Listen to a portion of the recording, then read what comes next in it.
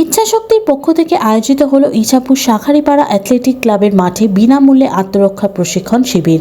বর্তমান সমাজে নারীরা সুরক্ষিত নয়, এই প্রশিক্ষণের মাধ্যমে নারীরা আত্মনির্ভর পারদর্শী হবে, সেই মনোভাব নিয়েই তাদের এই উদ্যোগ।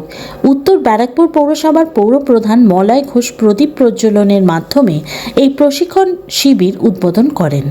ব্যাপার হচ্ছে যে এখন তো মানে বর্তমান সামাজিক পরিস্থিতি যে জায়গায় পৌঁছেছে, সবসময় সেলফ ডিফেন্সের দরকার, মানে আত্মরক্ষা প্রশিক্ষণটা সবার ক্ষেত্রে দরকার, সেটা শুধু নারী পুরুষ বলে নয়।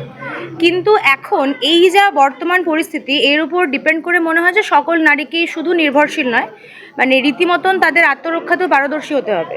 কারণ আমাদের রিসেন্ট যে ঘটনাগুলো ঘটেছে, আমাদের সমাজের রিসেন্ট যে ঘটনাগুলো ঘটেছে, সেইগুলো দেখে কিন্তু এটাই আমাদের মনে হয় যে আমাদের শুধুমাত্র যে কাজ করা সেটাই নয়, যে আমরা যেরকম বলেছি আমাদের রাত দখলের লড়াই, যেটা আমরা করেছিলাম এক সময়, তো সেটা আমরা কিভাবে করব? শুধুমাত্র কি রাত্রিবেলা আমরা কাজ করতে যাচ্ছি ব্যাস হয়ে গেল? তাহলে আমাদের সেলফ ডিফেন্স কি হবে? আমাদের আত্মরক্ষা কে করবে? সবসময় আমাদের কে বাঁচাতে আসবে?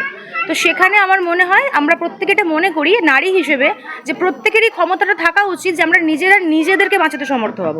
আর সেই জায়গাতে দাঁড়িয়ে ইছাপুর ইচ্ছাশক্তি আজকে এই উদ্যোগটা নিয়েছে, যে যেখানে প্রত্যেকটা নারী শুধু স্বাবলম্বী নয়, রীতিমতন শক্তিশালী হবে।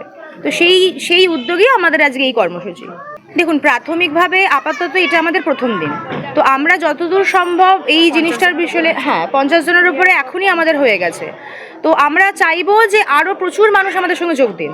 তো সেক্ষেত্রে সবে তো আমাদের প্রথম দিন, তো ধীরে ধীরে নিশ্চয়ই এগোবে। আজকে 50, কাল 100, পরশু 150, হতে হতে অনেক কিছু হবে।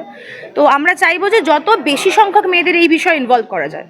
এবার সেটা নির্ভর করছে যে আমরা কতটা সেই জায়গাটাকে সাকসেসফুল করতে পারছি। তো আমরা আমাদের আপ্রাণ চেষ্টা করব যেন বিষয়টা সম্পূর্ণরূপে সাকসেসফুল হয়।